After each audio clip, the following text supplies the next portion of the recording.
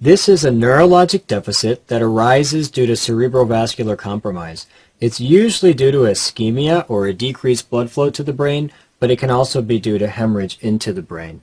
Now, the first example would be global cerebral ischemia. Now, how would you get global cerebral ischemia? Well, you could get it with low perfusion to the brain. For example, if you have atherosclerosis of a large vessel that's going into the brain, this would then decrease the amount of blood going into the brain, giving you a global cerebral ischemia.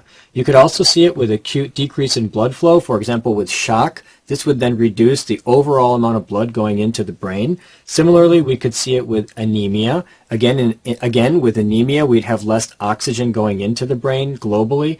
And finally, in very high yield, you can see it with repeated episodes of hypoglycemia. Recall that glucose is an essential energy source for the brain. And so if you get hypoglycemia, that will globally affect the entire brain, creating a global cerebral ischemia. Now, the clinical features of global cerebral ischemia depend on the severity of the ischemia, so it can be mild, moderate, or severe. When it's mild, you get transient confusion with a complete recovery. The classic example would be an insulinoma. When patients have an insulinoma, the blood sugar goes down, they get confusion, you give them back glucose, and the confusion resolves. So that's an example of mild global ischemia. In severe global ischemia, you get diffuse necrosis of the brain due to the ischemia, and the patient probably wouldn't survive. However, if they did survive, they'd go on to a vegetative state. With moderate global ischemia, you get infarcts in watershed areas. The watershed areas are those regions that are fed by the very end of a circulation. So, for example, the region fed by the very end of the anterior cerebral artery or the very end of the middle cerebral artery. So these are watershed areas, and we can get infarctions in these areas with moderate global ischemia. In addition, we can get damage to highly vulnerable regions. For example, the pyramidal neurons of the cortex. These are neurons present in layers 3, 5, and 6 of the cortex. Recall that the cortex on histology has multiple layers, and we call them pyramidal neurons because they have a triangular appearance. Now imagine if this is the layers of the cortex, and we get damage to layers 3, layers 5, and layer 6, then this is going to create a line of necrosis, and so this is also known as cortical laminar necrosis. And board examiners like to go after this, so you should be aware of it. Cortical laminar necrosis.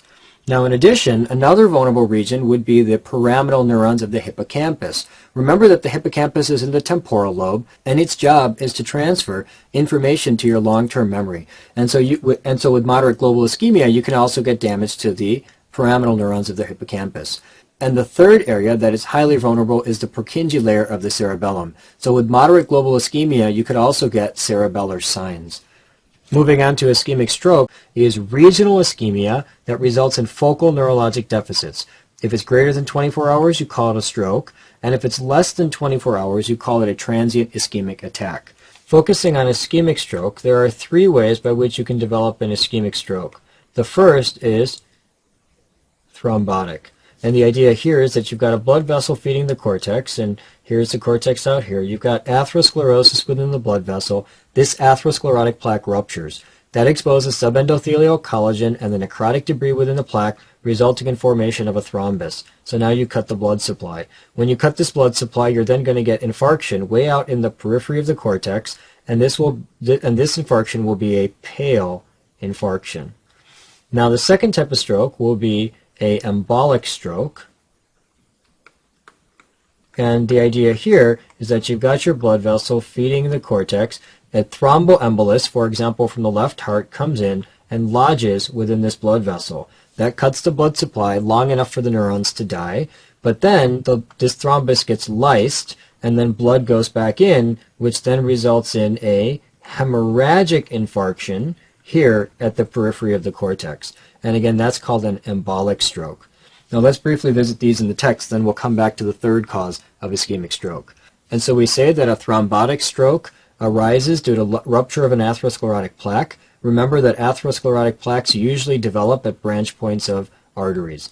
Now, this will then result in a pale infarct at the periphery of the cortex, as I've already explained. And here's a picture just showing you a very, very early infarction. This is all normal here, and then you can kind of see here that this is a little bit discolored, and so this region here is about to undergo infarction. But again, the point that I'm trying to illustrate here is that you get a pale infarct at the periphery of the cortex.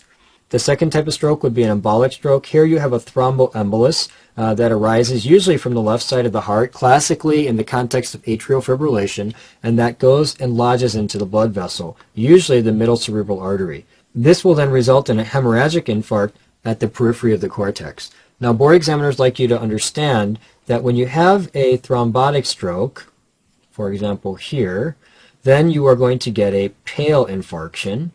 And when you have an embolic stroke, for example here, then you are going to get a hemorrhagic infarction. And you could ask the question, why? What's the difference?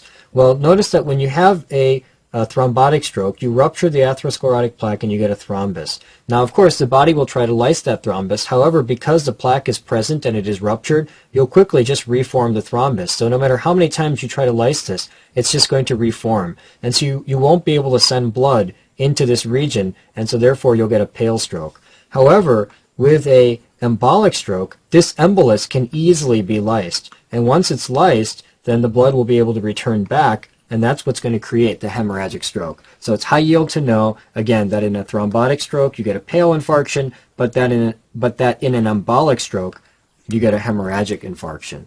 Now, the third way by which you can get an ischemic stroke is called a lacunar stroke. And the idea here is that this involves the small blood vessels of the brain that undergo hyaline arteriolosclerosis. Of course, hyaline arteriolosclerosis would occur with benign hypertension or with diabetes. And when this occurs, this will decrease the blood going through those small blood vessels and will result in a lacunar stroke. Now, the idea here is that if this is a small blood vessel, and you create hyaline arteriolosclerosis, you then thicken the wall, making the lumen more narrow. This will then result in less blood flow being able to go through this small blood vessel and will result in a little area of infarction, which is in the region being fed by this small blood vessel. Now, this then would, of course, be resorbed, producing a small little cystic region, and they call this a lacunar stroke because it produces small little circular areas that look like lakes, and the word lacunar actually means lake. And that's what I say here in the text, that it's secondary to hyaline arteriolosclerosis, and that it most commonly involves the lenticulostriate blood vessels. Intracerebral hemorrhage is bleeding into the brain. It's classically due to rupture of Charcot-Bouchard microaneurysms, which is a complication of hypertension, and the basal ganglia is the most common site. Moving on to subarachnoid hemorrhage, this is when you have bleeding into the subarachnoid space. It presents a sudden headache, quote-unquote, the worst headache of my life, with nuchal rigidity. Were an LP to be performed, it would show xanthochromia, which basically refers to a yellow tinge to the CSF because of bilirubin breakdown products. Now, very high yield to note that the most frequent cause of subarachnoid hemorrhage is rupture of a Berry aneurysm. Recall that Berry aneurysms are thin-walled saccular outpouchings that are most frequently present in the anterior circle of Willis, particularly at the branch points of the anterior communicating artery. Very high yield, examiners like you to know that the most frequent location of Berry aneurysm is in the anterior circle of Willis at the branch points of the anterior communicating artery. Now, the idea here is that these Berry aneurysms can easily rupture because they lack a media layer. Illustrating this, here is a blood vessel with an intima, a media, and an adventitia. So this is one wall, and here would be another wall where you have an intima, a media, and an adventitia, and of course blood is flowing this way. Now, what happens in a Berry aneurysm is that when you get branching, you get turning of the intima at the branch point and turning of the adventitia at the branch point. However, the media fails to develop where the branch is. It would be present as you move further down into the blood vessel, but it fails to develop at the branch point. Now, when it fails to develop at the branch point, this then results in a weak wall here, and so you'd get a saccular outpouching of this blood vessel, which is called the Berry aneurysm, and of course, eventually this can rupture. And so it's very high yield to note that the Berry aneurysm lacks a media layer, which then makes it susceptible to rupture. One last point that often shows up on exams, and that is Berry aneurysms are associated with Marfan syndrome, and they are also associated with autosomal dominant polycystic kidney disease, which again is the adult form of polycystic kidney disease.